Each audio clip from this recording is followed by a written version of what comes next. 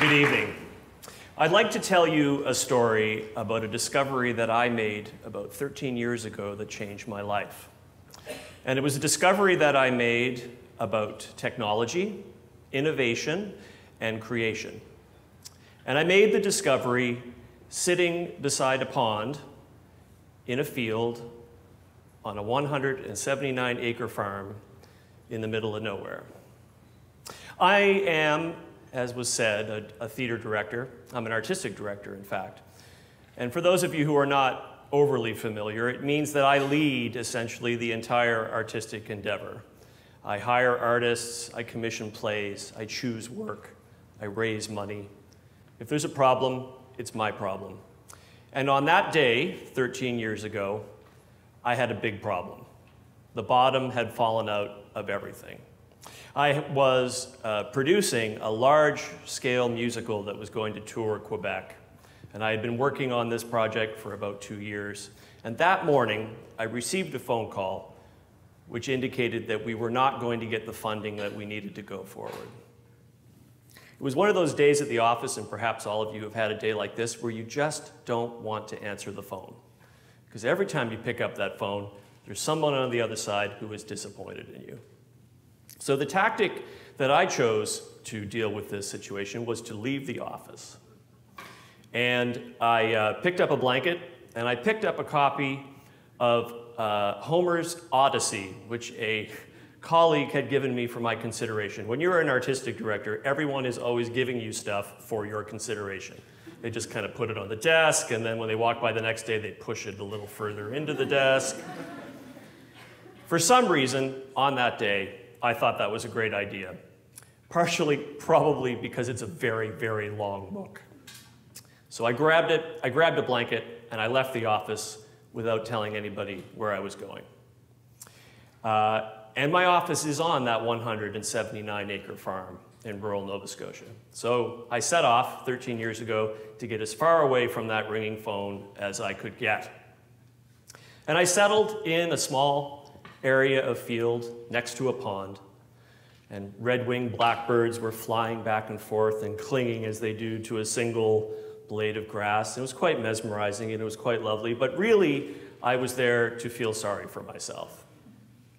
And hopefully to be visited by some sort of epiphany from the heavens that would tell me what was my purpose in life, why were things going to get better, and why had I not listened to my parents and gotten a job that was easier than the one that I was doing. And of course, there was no voice from the heavens, there were no lightning bolts, but I was resigned to the fact that I was going to sit and read the Odyssey until closing time, so that I didn't have to go back to the phone. And I did. And it's pretty good. I got to the part where Odysseus is wrestling with the whole Scylla and Charybdis conundrum. And I looked up and I looked across the pond. And I actually had, no word of a lie, I think, what we can rightly call an epiphany. I realized that where I was sitting and what I was surrounded by was the answer to all my problems. I was going to produce a play of the Odyssey, and in fact, in that moment, I decided I would always produce the plays that the company produced in the middle of that field, by the pond or in the forest. I was absolutely certain. And like Archimedes leaping out of his bathtub or Newton rubbing his head after the apple fell, I was flush, full of vigor with this newfound discovery that I had found the answer. So I ran all the way back to the office. No one had known really where I was the entire day. And I came in having had too much sun with a blanket and a copy of the Odyssey. And I told the staff, everybody come together, come together. I've got the answer. Well, you can imagine what the people in the, I can't even imagine what the people in the office thought. I got some sympathetic looks. I got outraged looks. It was quite a day. However, 13 years later, I have learned a few things because, in fact, that day was as important as I thought it was in the moment. And we did actually set out to do the things that I wanted to do on that day. There are 3 things I'd like to share with you. The first is about relinquishing control. And this was counterintuitive for me. Any of you who know me even slightly know that the notion of relinquishing control is just not part of my makeup. But when you enter into a collaboration with Mother Nature, you have to relinquish control. Mother Nature is a generous collaborator. However, Mother Nature is also a relentlessly unpredictable collaborator.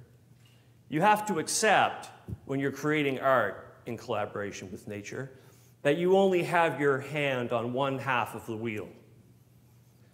In the theater, it's very interesting. We work very hard, if we were working in a theater like this, to give the audience the illusion that what you're seeing is the only time this will happen. Even though, of course, at 8 o'clock every night, it's going to happen again and again and again. But for you in the audience, this will be the only time. When you work outdoors in the middle of a field, you can be assured that the audience who sees the play tonight will only see that play once, because the conditions are constantly changing. And you can be assured that it will affect every aspect of that production. The other thing about collaborating with Mother Nature that's fascinating to me, two things. One is you realize how unimportant you are. How when you relinquish a little bit of control, you realize how little control you actually have. And as well, you actually realize that in much of our work, regardless of our field, many of us are losing connection to the one thing we all must stay connected to, and that is the land that we live on. The second thing that I'd like to share with you tonight, and it might be familiar to many of you given that we are in an artistic institution, is the benefit of restrictions, the liberation that results in giving yourself a restriction. When you endeavor to do what I have chosen to do, you relinquish all the tools that you were trained to use in your education. The proscenium arch, lighting, scenery, projections, amplification, a roof. All these things I relinquished. And it was probably the best decision I ever made, because once you narrow the pathway of your decision-making, the resulting decisions you make can sometimes be the most innovative ones that you could ever hope to make. When you're producing a classic piece of theater outdoors in the middle of the forest, and someone dies in the play, and they fall dead on the stage, in a typical theater, the curtain comes down, the person gets up, and they walk off. You can't do that outside. There's a dead body on stage, and you have to tell the next part of the story. What do? That's the moment where you really innovate. That's the moment where sometimes you can actually create something new out of something very old. The third thing I wanted to share with you, and I think it's maybe one of the most important, is that this work has reminded me about the fundamental requirement we have as human beings to witness each other. This is a more typical theater experience, isn't it? I'm in the light, you're in the dark. And if I want to, I can squint a little and you kind of disappear, and I can make you whoever I really want you to be.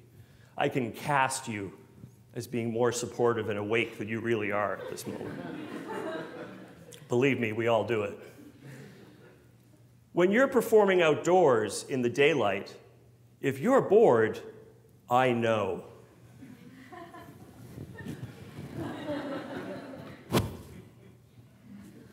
You see it. When we first started doing this work, before the first opening night, a dear friend and a long-term colleague turned to me, and I was waiting to give a pre-show speech before the play, and she was ready to go on. And she turned to me, and she looked so angry at me. And she said, "I can see them." I said, "I know." And I'm not an actor, and she turned to me and said, "No, you don't." And yet, it's an honest moment. It's an honest transaction. The performers, when they're working on our stage, they can't fake it. They can't phone it in, because they know immediately. You either commit or you don't, because that relationship is real. When I was growing up, I was taught, when I say I was taught, I think I learned it in National Geographic, but I was taught that innovation and technology were synonyms for each other. Yeah? Technology, innovation, they're kind of the same thing, but I don't think they are. They're related. But for me, innovation is not about technology, it's about an act of courage, which is to be courageous enough to think about the world differently, to listen to the world differently. I'm going to leave you with a story that for me, I think nicely synthesizes the experience and the revelation that it has been to me to strip my work of technology and many of the tools that I had once relied on. We produced about 10 years ago a production of Thornton Wilder's Our Town. Some spoilers are coming, so if you haven't seen Our Town. In Act 3, Emily, who's the young female protagonist, dies in childbirth. And like many of the characters in Our Town, she returns as a spirit. And she can see the people who are still alive, and they can't see her. And she looks at her parents, and she says to the guide that's guiding her through, the stage manager, in fact, she says, "They don't understand, do they?